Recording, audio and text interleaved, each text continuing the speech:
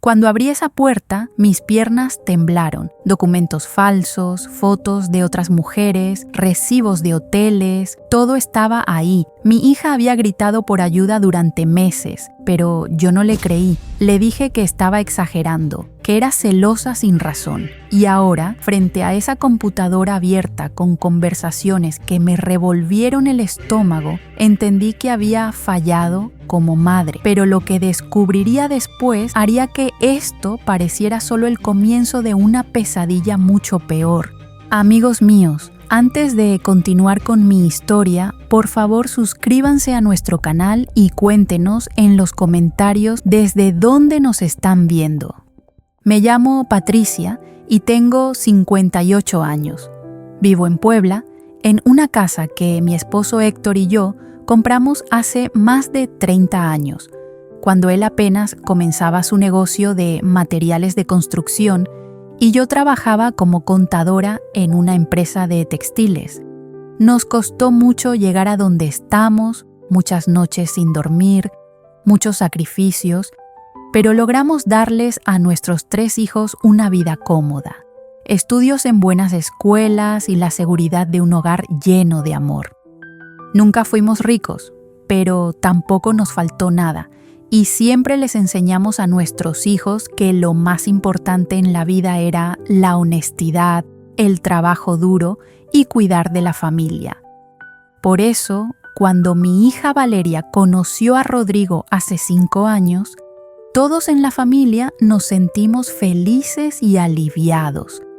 Ella tenía 26 años. Acababa de terminar su carrera de arquitectura y estaba comenzando a trabajar en un despacho importante del centro.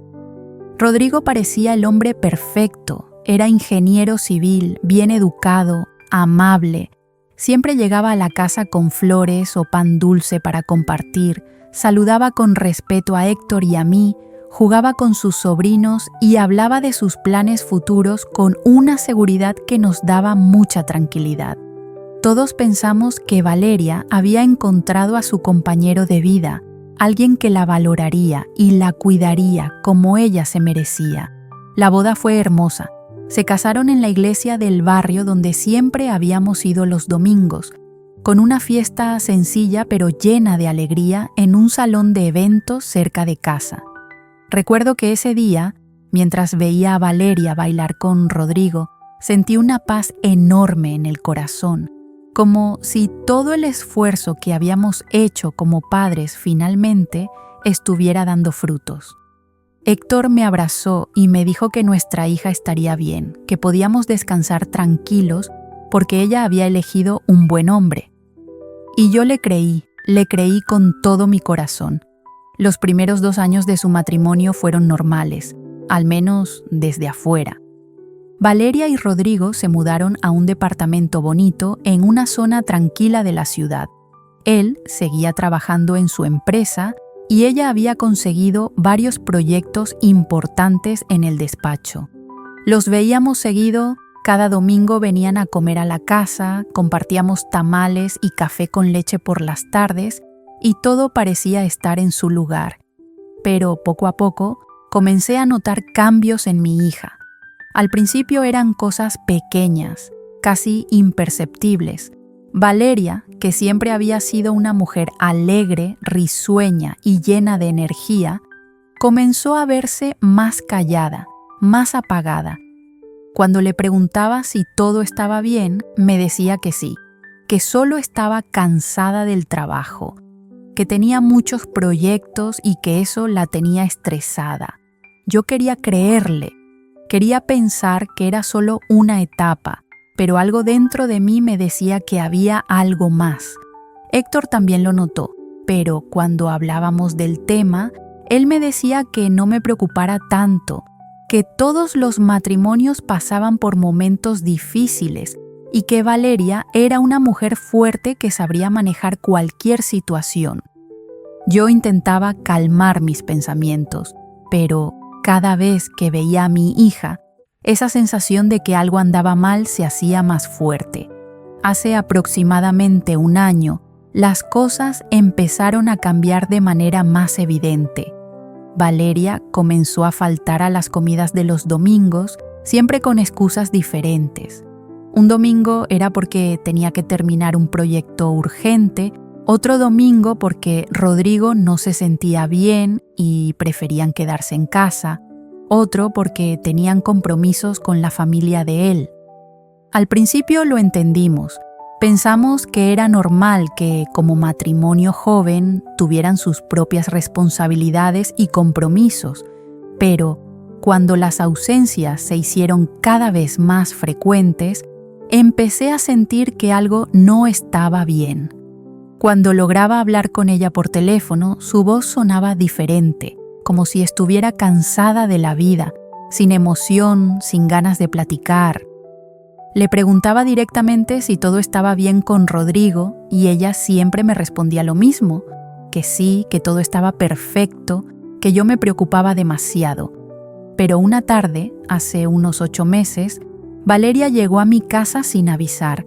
Traía los ojos rojos, hinchados, como si hubiera llorado durante horas. Cuando abrí la puerta y la vi así, sentí que el corazón se me partía en dos. La abracé fuerte y la hice pasar. La senté en la sala y le preparé un té de manzanilla mientras ella intentaba calmarse. Cuando finalmente pudo hablar, me dijo algo que me dejó helada.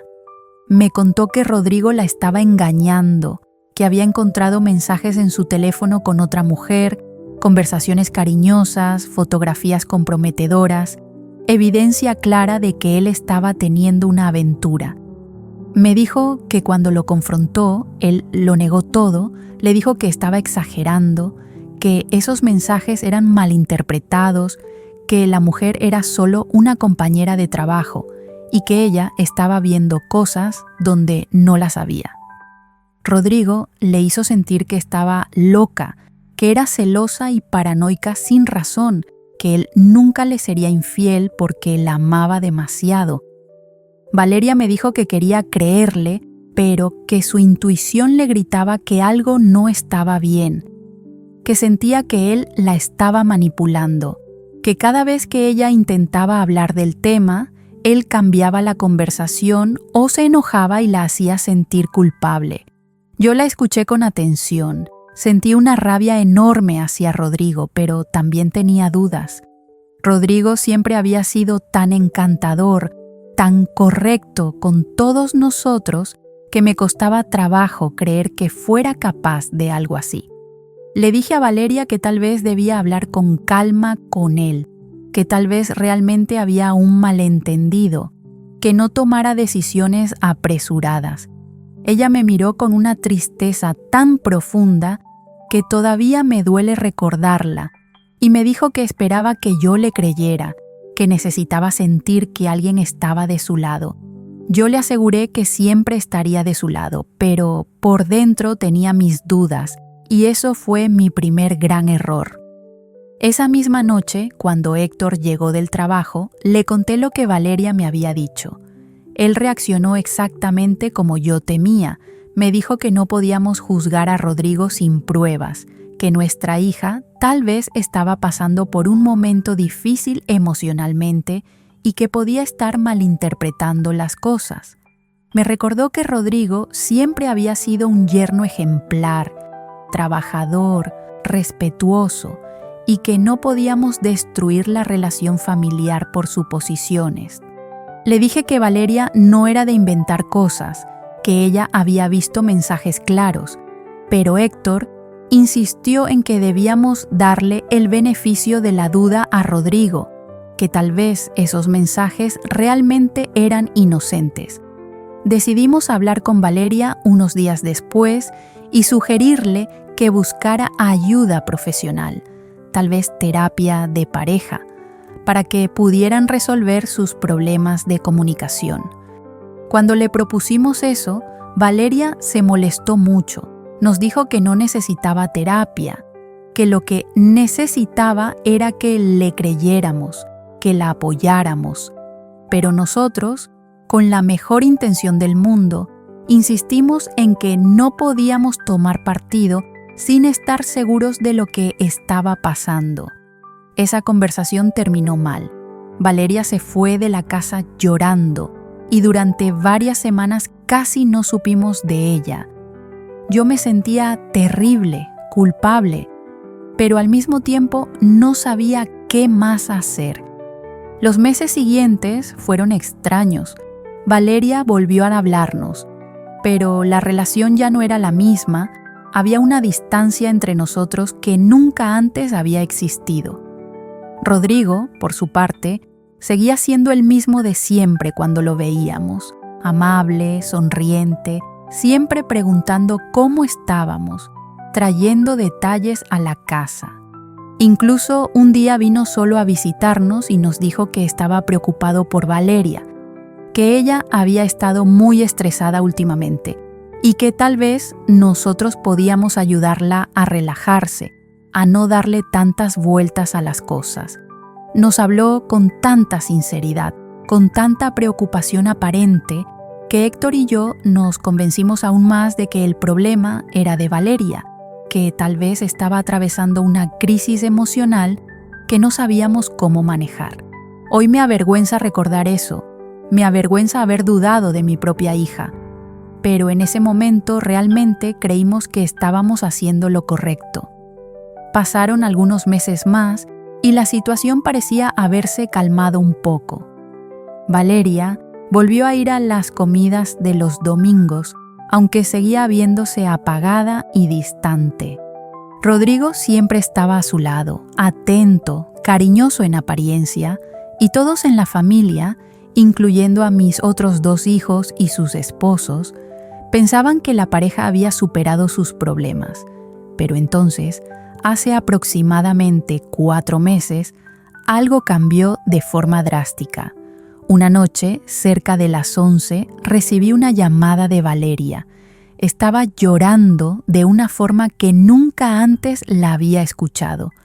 Entre sollozos me dijo que necesitaba hablar conmigo urgentemente, que por favor fuera a su casa. Desperté a Héctor y le dije que algo grave estaba pasando. Nos vestimos rápido y manejamos hasta el departamento de Valeria. Cuando llegamos, ella abrió la puerta con la cara destrozada por las lágrimas, el cabello despeinado y temblando de pies a cabeza. Rodrigo no estaba.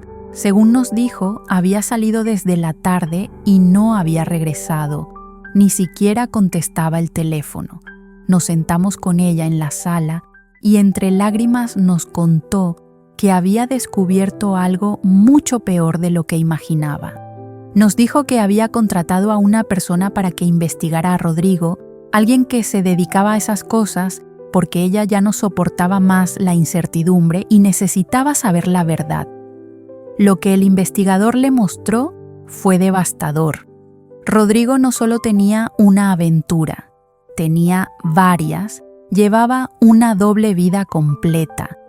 Salía con diferentes mujeres, gastaba dinero en hoteles, restaurantes caros, regalos, y todo eso lo hacía mientras le decía a Valeria que estaba trabajando o en reuniones de negocios. Además, el investigador descubrió que Rodrigo tenía deudas enormes que Valeria desconocía. Había sacado créditos a nombre de ambos sin decirle nada y estaba usando el dinero para mantener ese estilo de vida secreto. Valeria nos mostró fotografías, documentos, recibos. Todo estaba ahí, no había forma de negarlo. Yo me quedé sin palabras, sentí una mezcla de rabia, impotencia y culpa tan grande que pensé que iba a explotar. Héctor, que siempre había defendido a Rodrigo, se quedó pálido, con la mirada perdida, incapaz de procesar lo que estaba viendo. Le pedimos perdón a Valeria 1000 veces esa noche. Le dijimos que habíamos sido unos tontos al no creerle desde el principio, que lamentábamos profundamente haberla hecho sentir sola en todo esto. Ella nos abrazó y nos dijo que lo único que quería ahora era salir de esa pesadilla, divorciarse de Rodrigo y recuperar su vida. Le prometimos que la apoyaríamos en todo, que haríamos lo que fuera necesario para ayudarla a salir adelante. Pero lo que ninguno de nosotros sabía esa noche era que lo peor aún no había sido revelado, que detrás de las mentiras y las infidelidades de Rodrigo había algo mucho más oscuro y peligroso. A la mañana siguiente de esa conversación terrible, Valeria llegó a nuestra casa muy temprano, antes de que Héctor se fuera al trabajo. Traía consigo una caja de cartón llena de papeles y documentos que había sacado del estudio de Rodrigo mientras él dormía. Nos dijo que había pasado la noche en vela revisando todo lo que tenía guardado, buscando cualquier cosa que pudiera servirle para el divorcio. Lo que encontró fue mucho más grave de lo que cualquiera de nosotros imaginaba. Entre esos papeles había contratos firmados con empresas que no existían, recibos de pagos a personas con nombres extraños, transferencias bancarias a cuentas en otros países y documentos legales que parecían falsificados. Valeria nos explicó que Rodrigo no solo estaba endeudado, sino que aparentemente había estado involucrado en negocios turbios durante años. No sabíamos exactamente de qué se trataba, pero todo apuntaba a que estaba lavando dinero o participando en algún tipo de fraude. Héctor tomó los papeles con manos temblorosas y comenzó a revisarlos uno por uno. Él tenía experiencia en temas administrativos por su trabajo y enseguida notó irregularidades enormes. Me dijo que esos documentos eran evidencia de algo serio, algo que podría meterlos a ambos en problemas legales gravísimos si alguien más los descubría. Valeria estaba desesperada. No entendía cómo había vivido todos esos años al lado de un hombre así sin darse cuenta de nada. Se culpaba a sí misma por haber sido tan ingenua, por haber confiado ciegamente en él. Yo intenté calmarla diciéndole que no era su culpa, que Rodrigo era un manipulador profesional que nos había engañado a todos. Pero por dentro yo también me sentía destrozada, porque sabía que parte de la responsabilidad era mía por haberla presionado tanto para que se casara con él. Decidimos entonces que lo mejor era buscar ayuda legal inmediatamente. Héctor llamó a un abogado de confianza, alguien con quien había trabajado antes y que sabía manejar casos delicados. Esa misma tarde fuimos los tres al despacho del licenciado Fernández, un hombre serio de unos 60 años que nos recibió con mucha amabilidad. Valeria le explicó toda la situación desde el principio, las infidelidades, las deudas, los documentos sospechosos. El licenciado escuchó atentamente sin interrumpir, tomando notas en una libreta vieja. Cuando Valeria terminó de hablar, él pidió ver los papeles que habíamos traído. Los revisó durante varios minutos en silencio absoluto y luego levantó la vista con una expresión muy grave. Nos dijo que lo que teníamos ahí era evidencia de actividades ilegales serias, que Rodrigo estaba metido en algo muy peligroso y que Valeria podría ser considerada cómplice si no actuaba rápido. Nos explicó que lo primero que debíamos hacer era proteger a Valeria legalmente, separar sus bienes de los de Rodrigo lo antes posible y presentar una denuncia formal ante las autoridades correspondientes. También nos advirtió que todo esto iba a ser muy difícil, que Rodrigo probablemente no se quedaría de brazos cruzados y que debíamos estar preparados para cualquier cosa. Salimos de ese despacho con el alma en un hilo, sintiendo que estábamos entrando en una pesadilla mucho peor de la que ya vivíamos. Valeria estaba pálida, casi no podía hablar. La llevamos de regreso a nuestra casa porque no queríamos que estuviera sola. Esa noche preparé la cena, pero nadie tenía hambre. Nos quedamos sentados en la sala durante horas hablando de qué íbamos a hacer.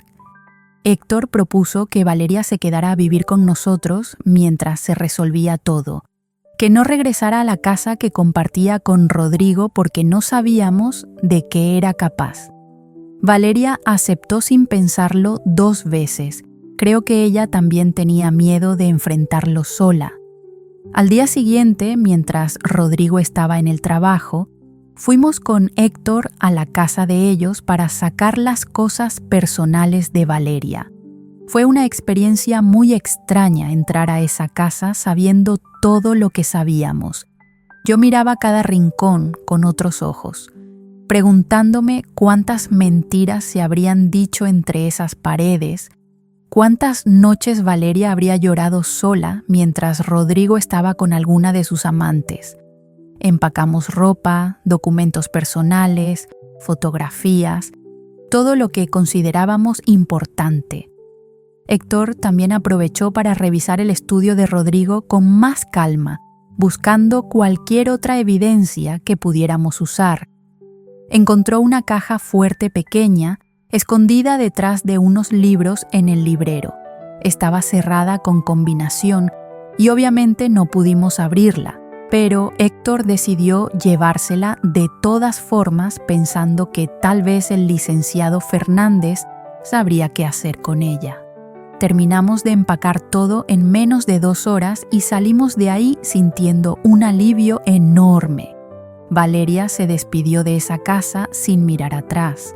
Creo que para ella era el cierre de una etapa dolorosa. Cuando llegamos a nuestra casa descargamos todo y acomodamos las cosas de Valeria en su antigua habitación. Ella se veía cansada pero también más tranquila, como si el simple hecho de estar lejos de Rodrigo le diera un respiro.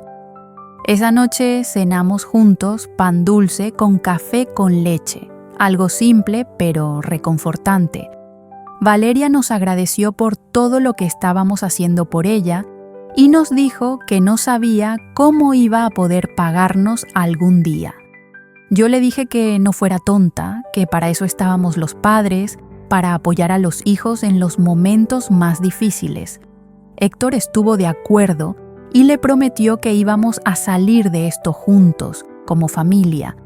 Pero en el fondo yo tenía un nudo en el estómago que no se iba, una sensación de que algo malo estaba por suceder. Y no me equivocaba. 2 días después, Rodrigo apareció en nuestra casa. Era cerca de las 8 de la noche, ya estaba oscureciendo. Tocó el timbre con insistencia, una y otra vez sin parar. Héctor fue a abrir mientras Valeria y yo nos quedamos en la sala. Escuchamos la voz de Rodrigo desde la entrada. Sonaba alterado, casi gritando. Exigía hablar con Valeria. Decía que tenía derecho a saber por qué se había ido sin decirle nada. Héctor intentó calmarlo, pero Rodrigo estaba fuera de control. Valeria se puso de pie temblando y me pidió que fuera con ella.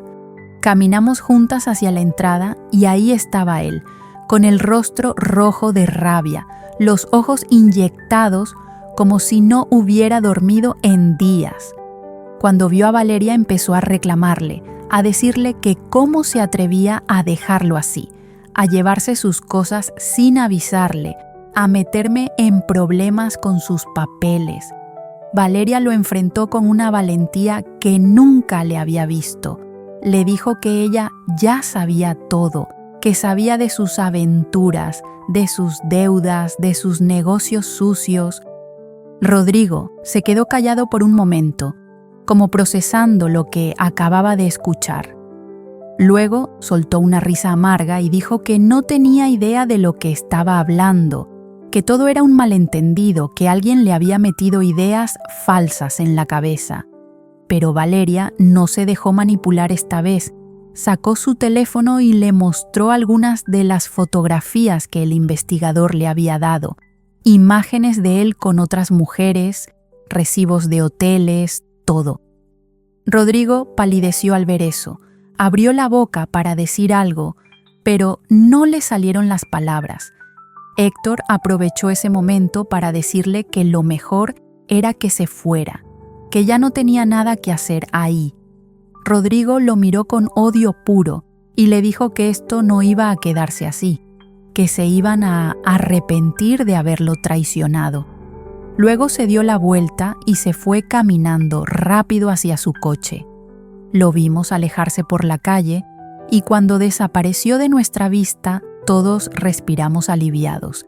Pero ese alivio duró muy poco porque al día siguiente comenzó el verdadero infierno.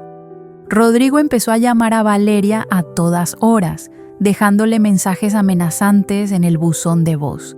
Le decía que, si no regresaba con él, iba a arruinarla, que tenía contactos poderosos que podían hacerle la vida imposible. También comenzó a difamar a Valeria con amigos y familiares, diciendo que ella lo había abandonado sin razón, que estaba inventando mentiras sobre él porque quería quedarse con todo su dinero. Muchas personas que conocíamos empezaron a mirarnos diferente, algunos incluso dejaron de hablarnos. Fue una época horrible en la que sentíamos que estábamos solos contra el mundo. El licenciado Fernández nos aconsejó que no respondiéramos a las provocaciones, que siguiéramos adelante con los trámites legales y que recopiláramos toda la evidencia posible de las amenazas que Rodrigo estaba haciendo. Valeria guardó todos los mensajes y grabaciones de las llamadas. También hicimos una denuncia ante el Ministerio Público por acoso y amenazas. Pensamos que eso lo calmaría un poco, pero fue todo lo contrario. Una semana después de haber presentado esa denuncia, recibimos una notificación legal en casa. Era una demanda de Rodrigo contra Valeria por difamación y daño moral. Argumentaba que ella había arruinado su reputación con mentiras y que exigía una compensación económica millonaria. No podíamos creer lo que estábamos leyendo. Era absurdo, completamente ridículo. Pero el licenciado Fernández nos explicó que esa era una táctica común de personas como Rodrigo, intentar intimidar con demandas falsas para presionar y agotar emocionalmente a la otra parte. Nos dijo que no nos preocupáramos, que teníamos evidencia suficiente para demostrar que todo lo que Valeria había dicho era verdad. Aún así, recibir esa demanda fue un golpe duro para todos nosotros. Valeria pasó varios días sin dormir bien, angustiada, pensando en todo lo que podría pasar. Yo intentaba animarla como podía, le preparaba sus comidas favoritas, me sentaba con ella a ver películas en las tardes, cualquier cosa para distraerla un poco. Héctor también hacía su parte. Hablaba con ella sobre temas del trabajo, le contaba anécdotas graciosas para hacerla sonreír. Poco a poco, Valeria fue recuperando fuerzas y determinación. Nos dijo que no iba a dejar que Rodrigo la destruyera, que había trabajado muy duro toda su vida para tener una carrera exitosa y no iba a permitir que él le quitara eso también. Fue en esos días cuando el licenciado Fernández nos llamó con noticias importantes. Nos citó en su despacho urgentemente y cuando llegamos nos recibió con una expresión que no supe interpretar si era de preocupación o de triunfo. Nos pidió que nos sentáramos y luego nos dijo que había logrado abrir la caja fuerte que Héctor había sacado del estudio de Rodrigo. Dentro, había encontrado documentos que cambiaban completamente el panorama de todo este asunto. Había contratos firmados con empresas fantasma, registros de transferencias millonarias a cuentas en paraísos fiscales y, lo más impactante, evidencia de que Rodrigo había estado estafando a inversionistas durante años, prometiéndoles rendimientos falsos en proyectos de construcción que nunca existieron. El licenciado nos explicó que con esa información podíamos no solo ganar el divorcio fácilmente, sino también presentar una denuncia penal contra Rodrigo por fraude que probablemente terminaría con él en prisión. Valeria se llevó las manos a la boca sin poder creer lo que estaba escuchando. Yo sentí una mezcla de alivio y horror al mismo tiempo. Por un lado estábamos felices de tener evidencia tan contundente, pero por otro lado era aterrador darnos cuenta de que Valeria había estado casada con un verdadero criminal todos esos años. Héctor preguntó, qué debíamos hacer a continuación, y el licenciado nos dijo que lo primero era presentar toda esa información ante las autoridades competentes y dejar que la justicia hiciera su trabajo. También nos advirtió que una vez que hiciéramos eso, Rodrigo iba a saber que teníamos esos documentos y probablemente intentaría algo desesperado para recuperarlos o para silenciarnos. Por eso nos recomendó que extremáramos precauciones, que no saliéramos solos de casa si no era necesario y que instaláramos cámaras de seguridad en nuestra propiedad. Seguimos sus consejos al pie de la letra. Esa misma tarde contratamos a una empresa para que instalara cámaras alrededor de la casa y Héctor incluso compró un sistema de alarma nuevo. Valeria estaba asustada, pero también determinada a seguir adelante. Me decía que ya no podía echarse para atrás, que esto era más grande que ella ahora, que había otras personas que habían sido estafadas por Rodrigo y que merecían justicia también. Yo me sentía orgullosa de mi hija por ser tan valiente a pesar de todo el miedo que tenía.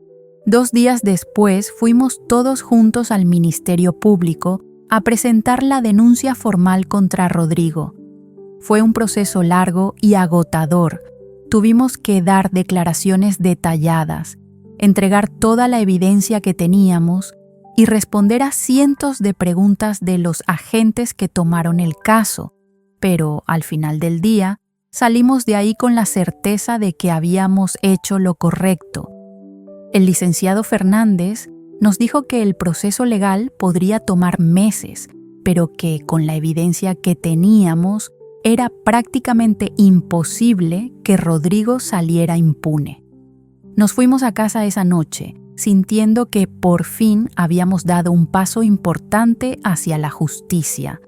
Pero lo que ninguno de nosotros imaginaba era que Rodrigo ya estaba planeando su venganza y que lo que estaba por venir iba a poner en peligro no solo nuestro bienestar, sino nuestras propias vidas. Cuando abrí los ojos esa madrugada no podía moverme. Había un hombre desconocido en mi habitación apuntándome con una pistola, mientras otro registraba los cajones de mi armario buscando algo que yo sabía perfectamente qué era. Héctor estaba inconsciente a mi lado y yo podía escuchar a Valeria gritando desde su cuarto. En ese momento, entendí que Rodrigo había cumplido su amenaza y que habíamos subestimado hasta dónde era capaz de llegar para recuperar esos documentos.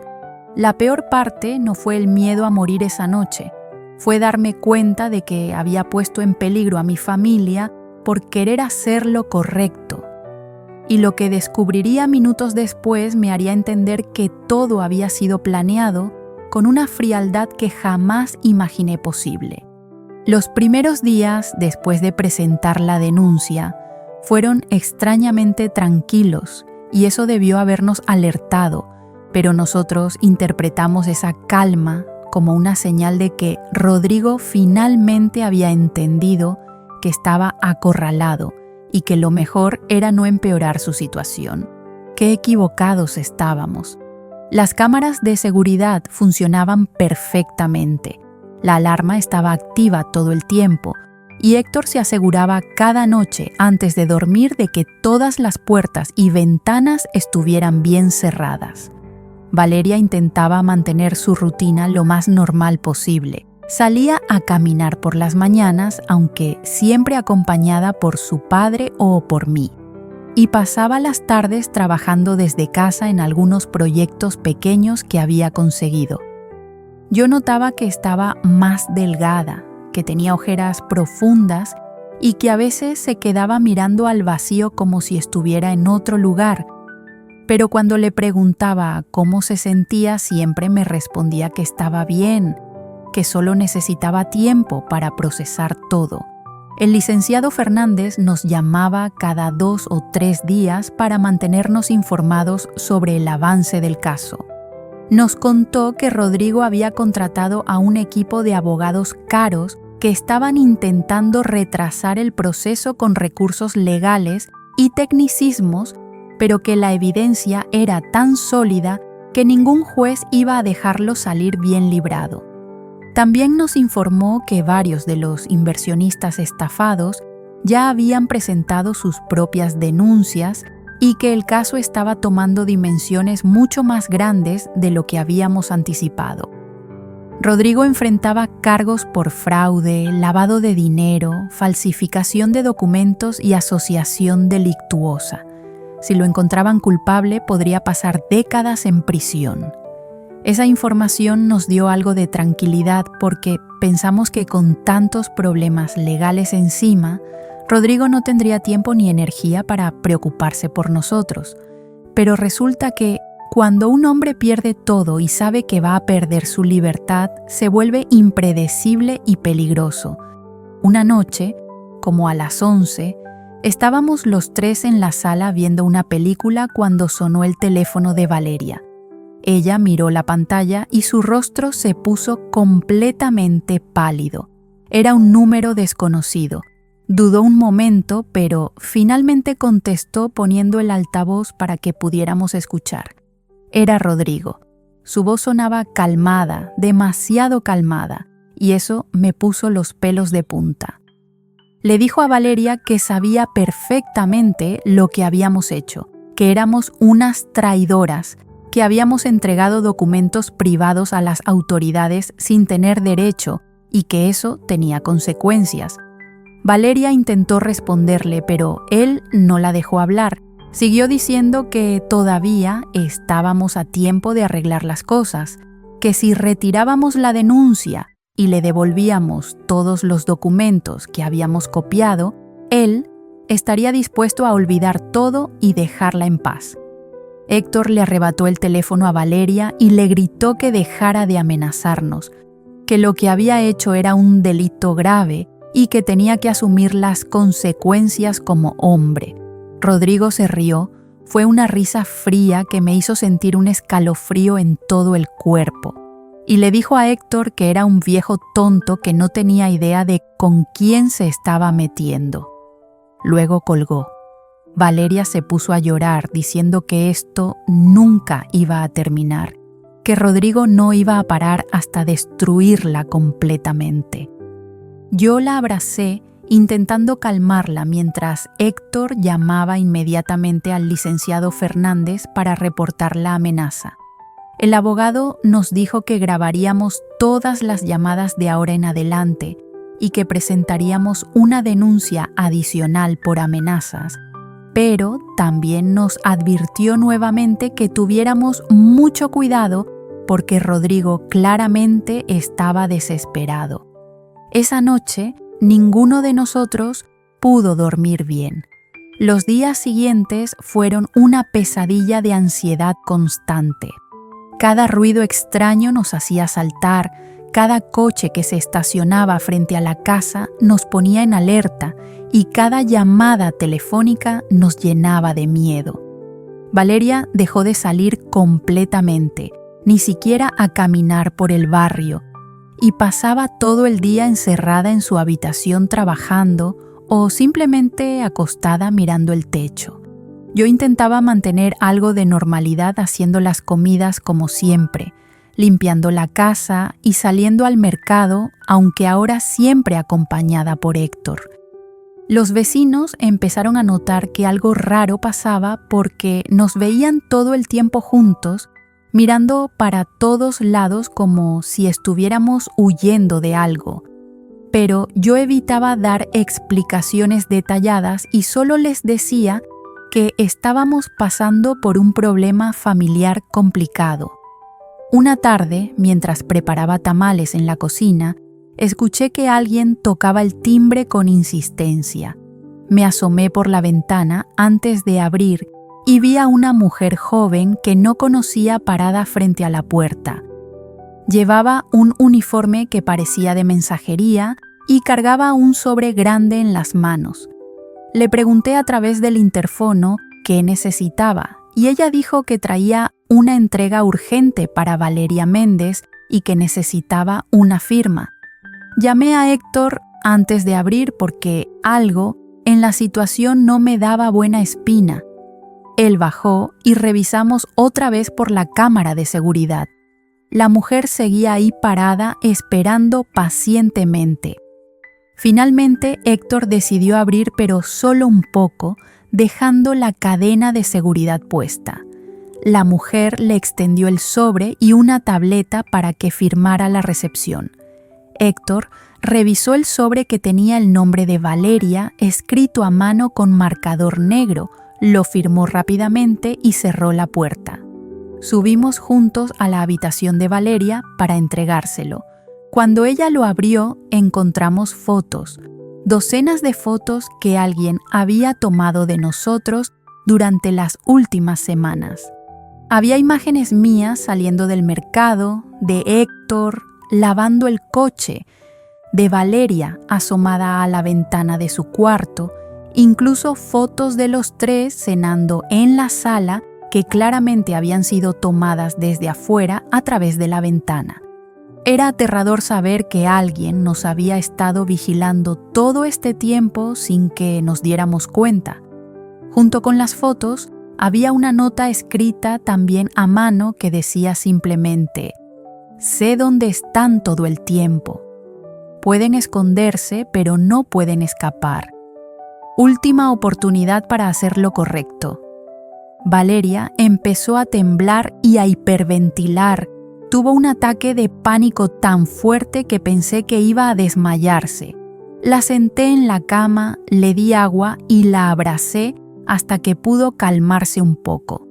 Héctor llamó inmediatamente a la policía y al licenciado Fernández. Llegaron 2 patrullas media hora después y tomaron nuestra declaración, se llevaron las fotos y la nota como evidencia y nos dijeron que aumentarían la vigilancia en nuestra calle, pero que desafortunadamente no podían asignar protección personal las 24 horas a menos que hubiera un intento real de agresión. Esa respuesta me llenó de impotencia y de rabia, porque básicamente nos estaban diciendo que teníamos que esperar a que algo malo pasara antes de que pudieran ayudarnos de verdad. El licenciado Fernández llegó a nuestra casa esa misma noche con una propuesta que nunca imaginé que tendríamos que considerar. Nos sugirió que tal vez sería buena idea que nos fuéramos de la ciudad por unas semanas, que nos quedáramos con algún familiar en otro estado hasta que la situación se calmara un poco o hasta que Rodrigo fuera formalmente arrestado. La idea me parecía absurda. Esta era nuestra casa, nuestro barrio, nuestra vida, y la posibilidad de tener que huir como criminales cuando nosotros éramos las víctimas me llenaba de indignación. Héctor opinaba diferente. Él estaba genuinamente asustado por nuestra seguridad, especialmente por la de Valeria, y creía que era mejor prevenir que lamentar. Discutimos durante horas esa noche. Yo insistía en que no podíamos dejar que Rodrigo nos sacara de nuestra propia casa, que eso significaba darle el poder y demostrarle que sus amenazas funcionaban. Héctor me decía que estaba siendo terca y orgullosa, que esto no era cuestión de principios sino de supervivencia. Valeria no decía nada, solo estaba ahí sentada en el sillón abrazando un cojín y mirando hacia la nada. Finalmente fue ella quien rompió el silencio y dijo algo que me partió el corazón. Dijo que todo esto era su culpa, que si ella no hubiera sido tan insistente en investigar a Rodrigo, nada de esto estaría pasando, que nos había puesto en peligro por su obsesión de demostrar que tenía razón. Se echó a llorar diciendo que lo mejor sería que ella se entregara a Rodrigo, que le diera lo que quería para que nos dejara en paz. Me levanté del sillón y me arrodillé frente a ella, la tomé de las manos y le dije, mirándola directo a los ojos, que nada de esto era su culpa, que el único responsable era Rodrigo por ser un delincuente mentiroso, que nosotros estábamos con ella hasta el final pasara lo que pasara y que jamás permitiríamos que se sacrificara por nosotros. Héctor se unió al abrazo y los tres lloramos juntos durante un buen rato. Esa noche decidimos que no nos íbamos a ir a ningún lado, que esta era nuestra casa y que aquí esperaríamos a que la justicia hiciera su trabajo. Reforzamos todas las medidas de seguridad. Le pedimos a nuestro vecino don Tomás que nos avisara si veía algo o alguien sospechoso rondando la casa y acordamos que bajo ninguna circunstancia Valeria se quedaría sola ni siquiera por 5 minutos. Los siguientes días fueron de una tensión insoportable. Cada vez que sonaba el teléfono saltábamos del susto. Cada vez que un coche pasaba lento frente a la casa, corríamos a la ventana para ver quién era, y cada noche revisábamos las grabaciones de las cámaras de seguridad, esperando encontrar algo fuera de lo normal. Valeria prácticamente no comía, había perdido varios kilos y se veía demacrada y enferma. Yo intentaba prepararle sus comidas favoritas.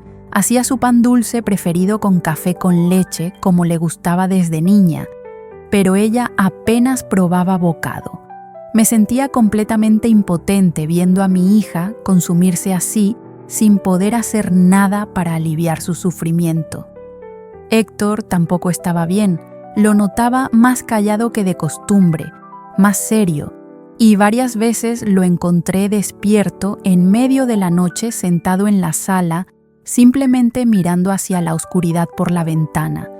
Una madrugada me levanté para ir al baño y lo encontré ahí otra vez. Me senté junto a él y le pregunté qué pensaba. Me confesó que tenía miedo, que nunca en su vida había sentido tanto miedo como ahora, porque no sabía cómo protegernos de alguien que claramente no tenía nada que perder. Me dijo que se sentía viejo e inútil, que cuando era joven hubiera sabido qué hacer, pero que ahora solo se sentía desbordado por la situación. Intenté reconfortarlo diciéndole que estaba haciendo todo lo que podía, que su presencia y su apoyo eran invaluables para Valeria y para mí, pero vi en sus ojos que mis palabras no le daban mucho consuelo. Nos quedamos ahí sentados en silencio hasta que amaneció. El licenciado Fernández nos llamó unos días después con noticias que parecían buenas al principio. Nos informó que el juez había ordenado una orden de aprehensión contra Rodrigo y que la policía lo estaba buscando activamente para arrestarlo. Nos dijo que era cuestión de días, tal vez horas, para que lo encontraran y que una vez que estuviera bajo custodia ya no podría amenazarnos más. Esa información nos dio un respiro momentáneo. Sentimos que finalmente las cosas estaban avanzando en la dirección correcta. Pero ese mismo día en la tarde recibimos otra llamada, esta vez del mismo Rodrigo. Volvió a usar un número desconocido. Valeria contestó nuevamente en altavoz. Rodrigo sonaba diferente esta vez. Su voz tenía un tono burlón, casi divertido. Le dijo a Valeria que sabía que lo estaban buscando, que sus abogados ya lo habían informado sobre la orden de aprehensión, pero que no se preocupara porque él no pensaba entregarse tan fácilmente. Le dijo que tenía contactos, recursos y lugares donde esconderse que las autoridades jamás encontrarían. Luego agregó algo que nos dejó helados. Dijo que antes de desaparecer iba a asegurarse de que pagáramos por haberlo traicionado, que habíamos arruinado su vida y que él iba a arruinar la nuestra. Dijo textualmente: «Van a lamentar el día en que decidieron meterse conmigo, especialmente tú, Valeria, porque lo que viene va a ser tan doloroso que vas a rogar que te hubiera matado en lugar de esto». Luego colgó. Esta vez Valeria no lloró. Se quedó completamente congelada como una estatua con el teléfono todavía en la mano. Tuve que quitárselo suavemente porque no reaccionaba. Héctor ya estaba marcando al licenciado Fernández y a la policía para reportar la nueva amenaza. Los días que siguieron fueron una pesadilla de espera interminable. Instalamos cámaras de seguridad por toda la casa, contratamos un servicio de vigilancia privada que hacía rondas cada hora por la calle y prácticamente dejamos de salir excepto cuando era absolutamente necesario. Valeria no quería ni asomarse a la ventana. Pasaba las horas encerrada en su cuarto con las cortinas cerradas y apenas probaba la comida que le llevaba. Yo intentaba mantenerme fuerte por ella, pero la verdad es que cada ruido extraño me hacía saltar. Cada carro que pasaba muy despacio frente a la casa me ponía los nervios de punta. Héctor tampoco dormía bien. Lo escuchaba levantarse varias veces en la noche para revisar las cámaras y asegurarse de que todas las puertas estuvieran bien cerradas. El licenciado Fernández nos mantenía informados sobre el avance de la búsqueda, pero con cada día que pasaba sin noticias de la captura de Rodrigo, la tensión en la casa crecía más y más.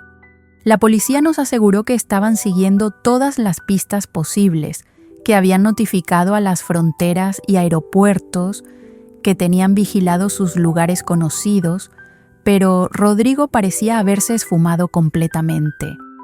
Pasaron 2 semanas así, viviendo en ese estado constante de alerta y miedo. Valeria cada día estaba más delgada y pálida. Había perdido todo el brillo en los ojos. Yo trataba de animarla. Le decía que todo iba a pasar, que pronto atraparían a Rodrigo y podríamos volver a nuestra vida normal. Pero incluso yo sabía que esas palabras sonaban huecas. Una mañana, cuando bajé a preparar el desayuno, encontré a Valeria sentada en la sala, todavía en pijama, mirando fijamente la pared. Me senté junto a ella y le tomé la mano. Me miró con lágrimas en los ojos y me dijo que no podía seguir viviendo así, que sentía que se estaba volviendo loca esperando a que Rodrigo cumpliera su amenaza. Me dijo que tal vez hubiera sido mejor nunca haber descubierto nada, seguir viviendo en la ignorancia aunque él la engañara, porque al menos no estaría destruyendo también nuestras vidas. Sentí que el corazón se me partía al escucharla hablar así. Le dije que no podía pensar de esa manera, que ella había hecho lo correcto al defenderse, que nadie merecía vivir siendo engañada y maltratada. Pero vi en sus ojos que mis palabras no llegaban a donde necesitaban llegar. Esa misma tarde recibimos una llamada del licenciado Fernández que nos dejó completamente desconcertados. Nos dijo que tenía información nueva, pero que prefería hablar en persona. Llegó a la casa 1 hora después con una carpeta llena de documentos y una expresión que no lograba descifrar. Nos sentamos todos en el comedor y él abrió la carpeta con cuidado. Nos explicó que sus contactos le habían informado que Rodrigo efectivamente había salido del país, que aparentemente había logrado cruzar la frontera hacia Guatemala usando documentos falsos. Pensamos que eso era bueno, que al menos estaría lejos y no podría hacernos daño, pero el licenciado Fernández negó con la cabeza. Nos dijo que antes de irse, Rodrigo había hecho algo muy calculado y peligroso. Había transferido todas sus deudas, todas las empresas fantasma y todos los fraudes a nombre de Valeria. Había falsificado firmas, creado documentos fraudulentos y dejado un rastro que la señalaba a ella como la verdadera responsable de todos los delitos financieros. El licenciado nos mostró los documentos, había contratos de préstamo con la firma de Valeria, documentos de constitución de empresas donde aparecía ella como socia mayoritaria, transferencias bancarias autorizadas supuestamente por ella. Todo era falso, pero estaba muy bien hecho. Valeria se puso de pie tan rápido que tiró la silla. Estaba temblando de pies a cabeza. Gritó que eso no era posible, que ella nunca había firmado nada de eso, que jamás había participado en ningún negocio de Rodrigo. El licenciado Fernández le dijo que él lo sabía, que era obvio que todo era una falsificación, pero que legalmente la situación era muy complicada. Los acreedores ya habían empezado a presentar demandas contra Valeria. Algunos inversionistas estafados la estaban señalando públicamente y había incluso una solicitud de orden de aprehensión en su contra por fraude y lavado de dinero. Sentí que el mundo se detenía. Héctor golpeó la mesa con el puño tan fuerte que hizo saltar todos los papeles. Le preguntó al licenciado cómo era posible que esto estuviera pasando, cómo Rodrigo había logrado hacer todo esto sin que nadie se diera cuenta. El licenciado explicó que Rodrigo había estado planeando esto desde hace tiempo, probablemente desde que Valeria empezó a sospechar de sus infidelidades. Había ido preparando el terreno para cuando llegara el momento de desaparecer, dejándola a ella como responsable de todo. Era su venganza perfecta, destruir su vida sin tener que estar presente para hacerlo. Le pregunté al licenciado qué podíamos hacer, cómo podíamos demostrar que todo era falso. Él nos dijo que iba a necesitar contratar a un perito en grafología para demostrar que las firmas eran falsificaciones, que iba a necesitar conseguir los registros bancarios originales para probar que Valeria nunca había tenido acceso a esas cuentas, que iba a necesitar testimonios de personas que pudieran confirmar que ella no participaba en los negocios de Rodrigo. Todo eso iba a tomar tiempo y mucho dinero. Además, mientras se reunían todas las pruebas, Valeria iba a tener que enfrentar las demandas y posiblemente presentarse ante las autoridades para declarar. Valeria se dejó caer en el suelo llorando desconsoladamente. Decía una y otra vez que Rodrigo había ganado, que había logrado destruirla completamente. Yo me arrodillé junto a ella y la abracé con todas mis fuerzas. Le dije que no iba a permitir que ese hombre le arruinara la vida, que íbamos a luchar con todo lo que teníamos hasta limpiar su nombre. Héctor se unió al abrazo y los tres nos quedamos ahí llorando juntos por un largo rato. Los siguientes meses fueron los más difíciles de nuestras vidas.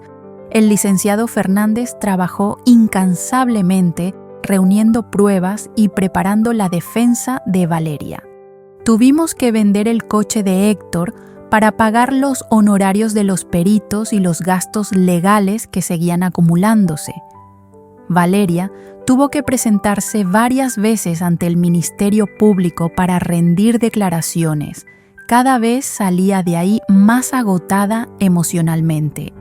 Los medios de comunicación se enteraron del caso y empezaron a publicar artículos sobre ella. Algunos la señalaban como una criminal que había engañado a decenas de inversionistas. Otros especulaban sobre su vida privada y su matrimonio. Dejamos de salir de la casa porque la gente en el vecindario nos miraba con desconfianza. Algunos vecinos que antes nos saludaban amablemente, ahora cruzaban la calle para no encontrarse con nosotros. Valeria cayó en una depresión profunda. Hubo días en que no se levantaba de la cama, en que no hablaba con nadie. Yo me sentía completamente impotente viendo a mi hija desmoronarse así. Héctor trataba de mantenerse fuerte, pero yo sabía que por dentro también se estaba quebrando. El licenciado Fernández finalmente logró reunir suficientes pruebas para presentar una contrademanda y solicitar que se investigara a Rodrigo como el verdadero responsable. Los peritos en grafología confirmaron que todas las firmas en los documentos eran falsificaciones. Los bancos proporcionaron registros que demostraban que Valeria nunca había tenido acceso a las cuentas involucradas en los fraudes, y varios exempleados de las empresas de Rodrigo aceptaron declarar que él era quien manejaba todo y que Valeria nunca había participado en ninguna reunión de negocios. Con todas esas pruebas, el Ministerio Público tuvo que reconocer que había elementos suficientes para considerar que Valeria había sido víctima de una elaborada falsificación. Poco a poco, las demandas en su contra empezaron a ser desestimadas, los medios comenzaron a publicar las nuevas revelaciones del caso y la opinión pública empezó a cambiar. La gente comenzó a entender que Valeria no era una criminal, sino otra víctima más de Rodrigo. El día que el juez finalmente emitió una resolución declarando que no había elementos para proceder legalmente contra Valeria y ordenando que se intensificara la búsqueda de Rodrigo como prófugo de la justicia, sentí que finalmente podíamos respirar. Regresamos a casa esa tarde y por primera vez en meses vi una pequeña chispa de vida en los ojos de Valeria. No era felicidad todavía, pero al menos ya no era esa mirada vacía y desesperada que había tenido durante tanto tiempo. Esa noche, preparé la cena favorita de Valeria, unos chiles en nogada que le encantaban desde niña, y nos sentamos los tres a comer juntos en el comedor. Valeria incluso sonrió un poco cuando Héctor hizo un chiste tonto tratando de aligerar el ambiente. Fue un momento pequeño pero significativo. Sentí que tal vez finalmente estábamos comenzando a sanar. Sin embargo, aunque legalmente Valeria estaba libre de cargos, las heridas emocionales seguían muy presentes. Ella tenía pesadillas constantes. Despertaba gritando en la noche creyendo que Rodrigo estaba en la casa. Le daba miedo salir sola a cualquier lado.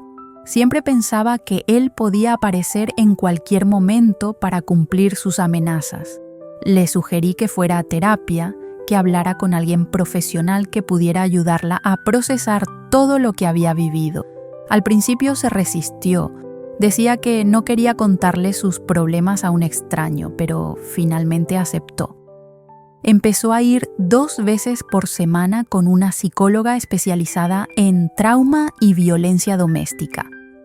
Los primeros meses no vi mucho cambio, pero poco a poco empecé a notar que Valeria hablaba un poco más, que empezaba a interesarse nuevamente en pequeñas cosas, que algunos días incluso salía a caminar al parque cercano.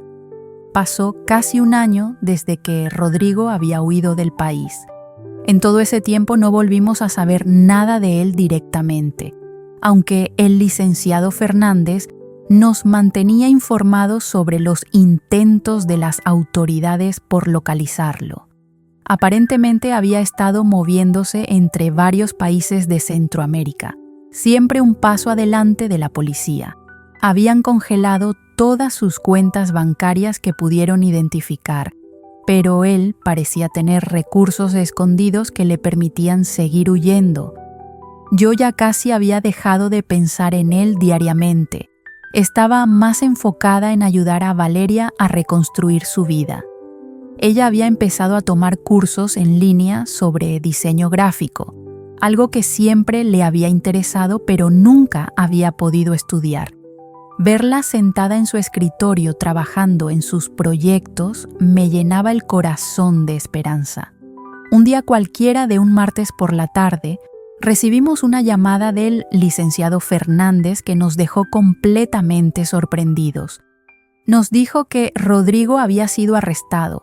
Aparentemente había intentado cruzar de Costa Rica a Panamá usando nuevamente documentos falsos, pero esta vez las autoridades migratorias lo habían identificado gracias a una alerta internacional que había sido emitida.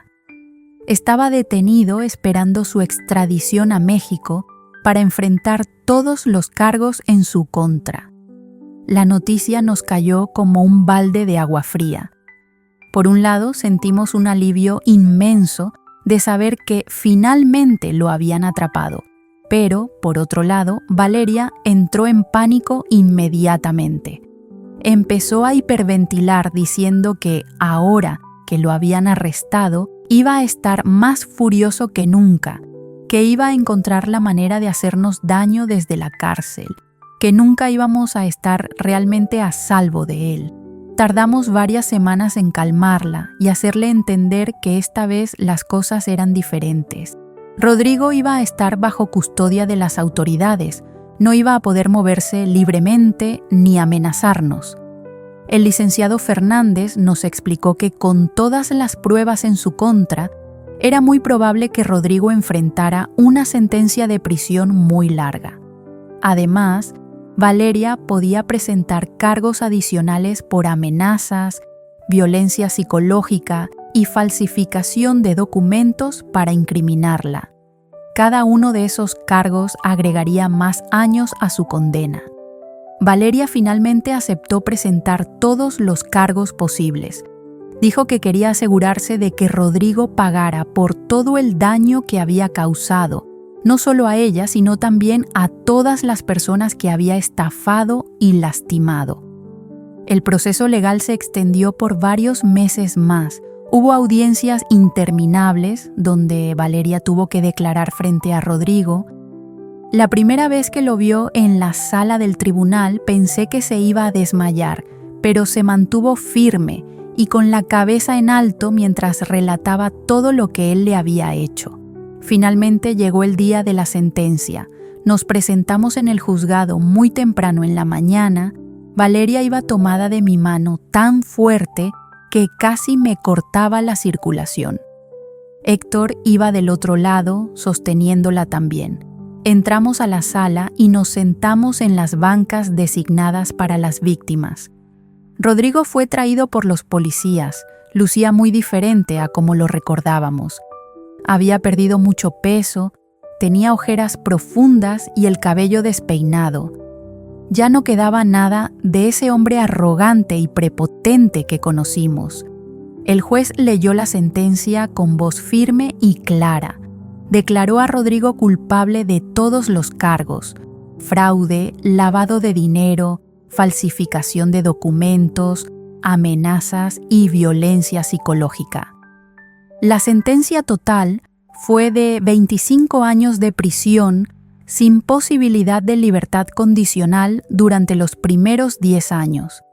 Además, ordenó que todos los bienes que pudieran ser recuperados fueran utilizados para compensar a las víctimas de sus fraudes, incluyendo a Valeria por los daños morales y psicológicos causados. Cuando el juez dio el golpe final con su mazo, sentí que un peso gigantesco se levantaba de mis hombros. Eso me limpió el alma y solo entonces pude continuar con mi vida normalmente. Años de preocupaciones, traiciones, delitos, que ahora me sentía libre para poder volver a vivir. Amigos y amigas, gracias por escuchar todo mi relato, pero cuéntenos en los comentarios del video qué habrían hecho ustedes en mi lugar. Me encantaría leerlos todos.